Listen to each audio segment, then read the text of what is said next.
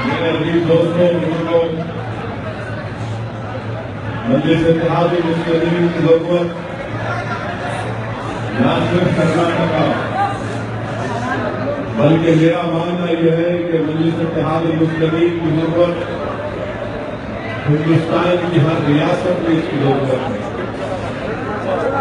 और ये जमात के ताल्लुक से जो लोग गलत प्रोपेगेंडा करते हैं, झूठ फैलाते हैं कि ये जमात फिरका परस्ती को फरोग देती है। कभी कहते हैं कि मजलिस इत्तेहाद मुस्लिमीन चाह रहा हूं कि अगर किसी कौम में जाकर उनकी मुसीबत को मैं अपनी जबान पर लाकर अगर बयान करता हूं, तो अगर ये जज्बात है तो मुझे अपने इस जज्बात पर फख्र है।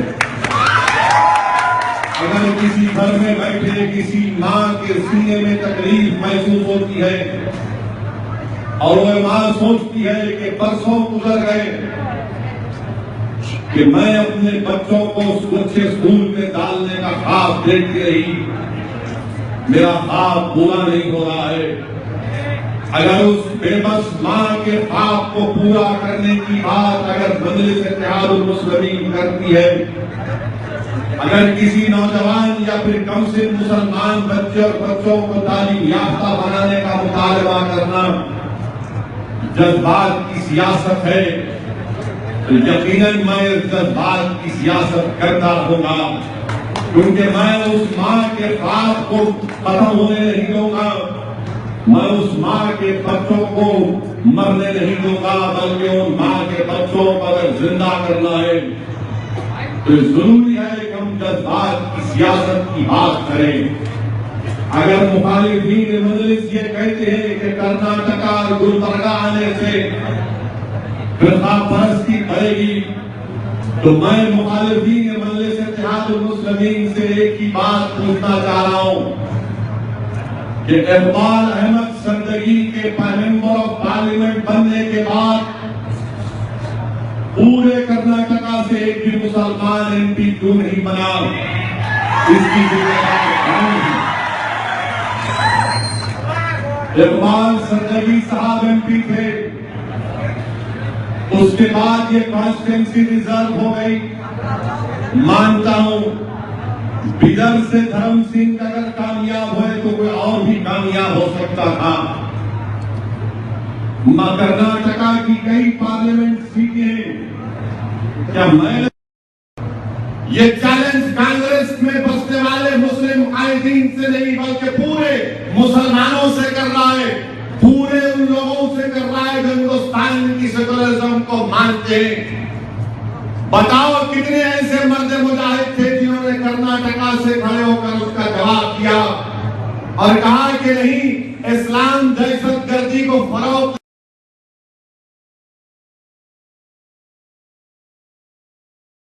1400 साल पहले जब नबी करीम सल्लल्लाहु अलैहि वसल्लम की जब आमद हुई, आज की आमद दुनिया में दहशतगर्दी के खात्मे का पैगाम था। क्या ये जवाब नहीं दिया जा सकता था? कौन जवाब दिए? कोई जवाब नहीं दिया। कर्नाटका के भटकल को बदनाम किया गया कि भटकल में दहशतगर्द है। भटकल के लोगों ने मुझसे फोन करके कहा, असदुद्दीन ओवैसी हमारा एमपी ये कह रहा है, क्या कोई जवाब देगा? क्या कोई बताएगा? मैंने कहा आधे घंटे में सुन लो, टीवी पर देखो, पार्लियामेंट में मेरी तकरीर होगी, मैं तुम्हारी जुबान में हिंदुस्तान के वजीर आजम की मौजूदगी में पूछा मैंने कि मिस्टर मोदी, आप 17 तारीख को सूफी कॉन्फ्रेंस में जा रहे हैं, कैसे जा रहे हैं जब आप एमपी कह रहा है कि इस्लाम जब तक रहेगा टेररिज्म रहेगा? अगर ये सच्चा है तो मत जाओ सूफी कॉन्फ्रेंस में, अगर ये झूठा है तो इसको लात मार के निकाल कर कोई बात नहीं कर सकते। कर्नाटका में मुस्लिम अक़लियत की जितनी आबादी है उतनी आबादी के तनासुब के लिहाज से हमारे अराकीन असेंबली जीत कर नहीं आते। मैं फरका परस्त हूं और आप दूध के खुले में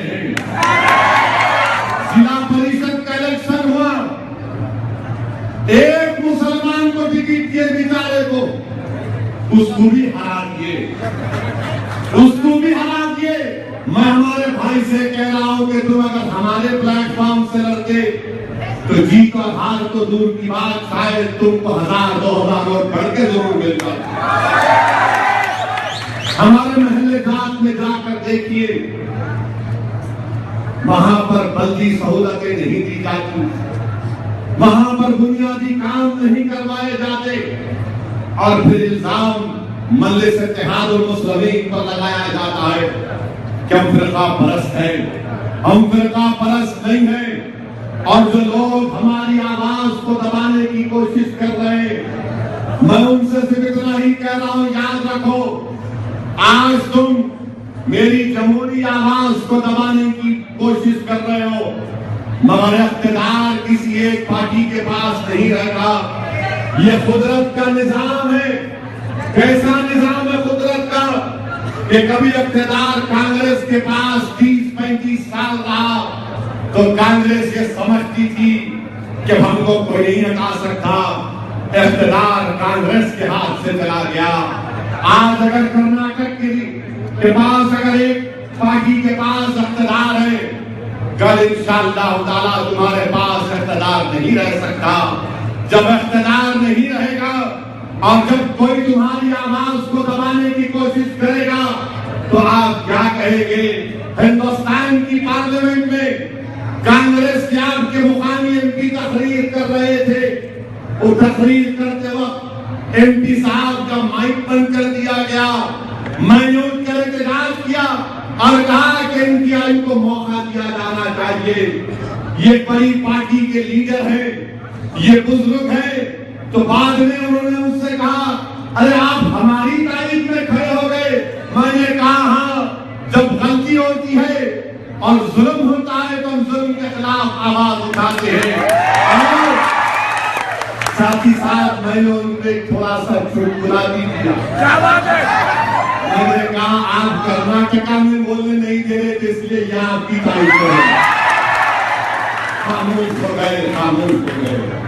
मेरे भाई, मेरे दोस्तों, बुजुर्गों, हिंदुस्तान में आज फिरका परस्ती बढ़ती जा रही है। भाई साहब, हेलो, पुलिस बैठ। आज हमारे मुल्क में फिरका परस्ती बढ़ती जा रही है, बहुत ज्यादा बढ़ रही है फिरका परस्ती। फिरका परस्ती को अगर रोकना है तो जरूरी है कि हम अपनी जमात को भी मजबूत करें, अपनी आवाज को भी मजबूत करें। क्योंकि याद रखिए, मैं आप तमाम नौजवानों से, बुजुर्गों से सवाल कर रहा हूं, हमने 65-70 साल में क्या हासिल किया? जो हमारे बुजुर्गों के दिलो दिमाग में शुकूक और शुबात है कि अगर एक क़यादत उभरेगी, एक आवाज उठेगी तो इससे नुकसान होगा। मैं हमारे बुजुर्गों से हाथ जोड़कर कह रहा हूं कि आपने अपनी जिंदगी को गुजार ली, कैसे गुजार ली? अच्छी आवाज देखो, तुमने अपने 55-60 साल की जिंदगी को गुजार ली। तुम दूसरी जमातों के पीछे दौड़ते रहे, तुमने दूसरी जमातों को कामयाब किया। मगर मैं उन बुजुर्गों से कह रहा हूं कि थोड़ी देर के लिए अपनी नजरें नीचे डालकर देखो।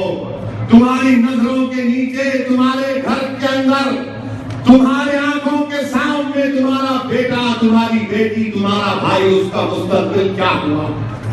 कौन सा उससे इंसाफ हुआ? कौन सी पार्टी ने उससे इंसाफ किया? क्या उस पार्टी ने तुमसे इंसाफ किया जिसके पीछे तुमने अपनी जिंदगी लगा दी?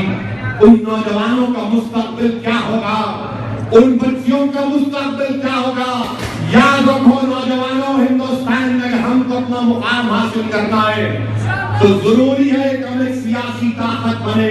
अगर हम सिर्फ इफ्तार की दावत करके एक बड़े मिनिस्टर को बुलाकर उसके मुंह में खजूर डालेंगे तो तुम उसके मुंह में खजूर नहीं डाल रहे हो, बल्कि तुम अपने हाथ से अपने पेट पर खंजर मार रहे हो।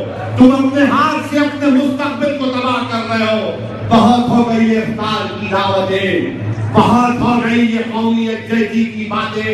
अरे हिंदुस्तान में अगर सबसे बड़ा कोई सेकुलर है तो मुसलमान और दलित से बड़ा कोई सेकुलर नहीं हो सकता।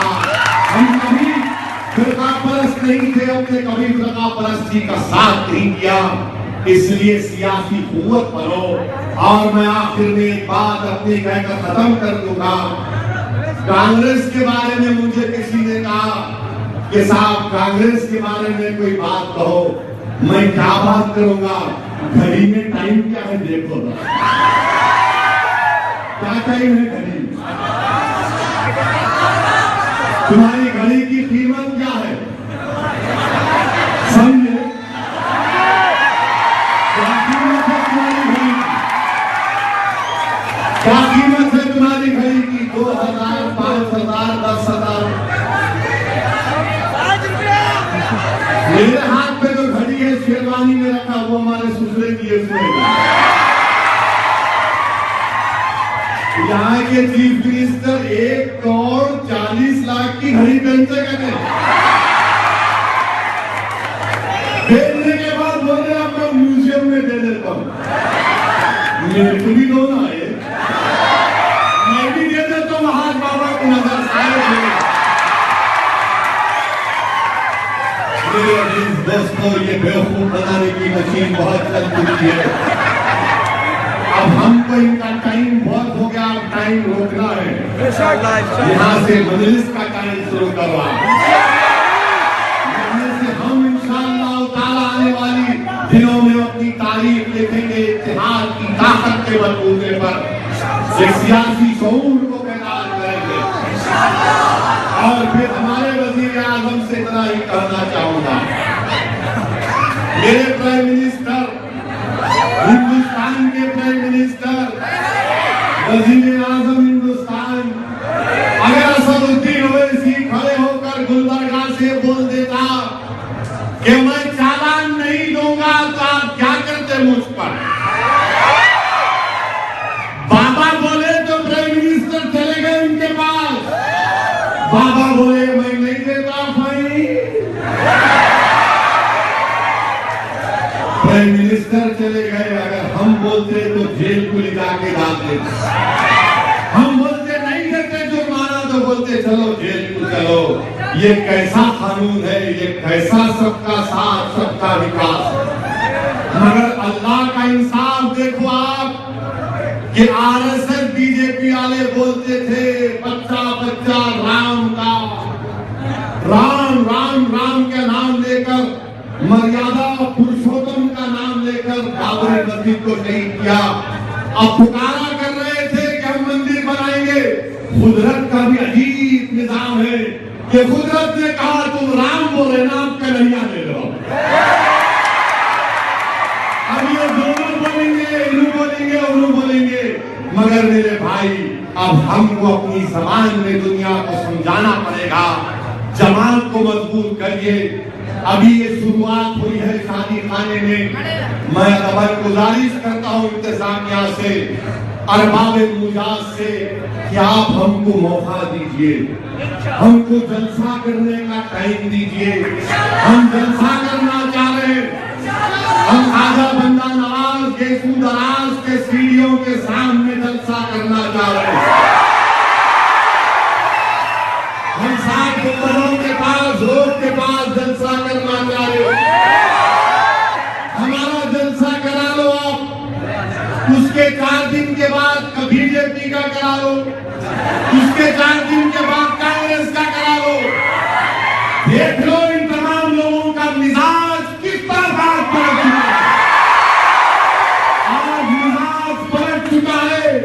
दिलो दिमाग में अल्लाह के करम से मजलिस इत्तेहाद मुस्लिमीन की मोहब्बत पैदा हो चुकी है।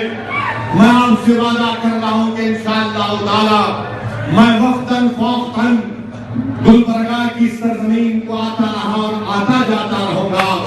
आपसे मुलाकात होती रहेगी, क्योंकि आज ये वॉलंटियर्स का इजलास था, मगर आप लोगों की मोहब्बत और वाबस्तगी, आप लोगों की वालहाना इस मोहब्बत को मैं सलाम करता हूँ। और इंशाअल्लाह ताला हम अरबाब मुजाज से, गवर्नमेंट से परमिशन लेकर हम जलसा करेंगे और जलसे का परमिशन मिलेगा तो मैं कहूंगा कांग्रेस टॉलरेंट है,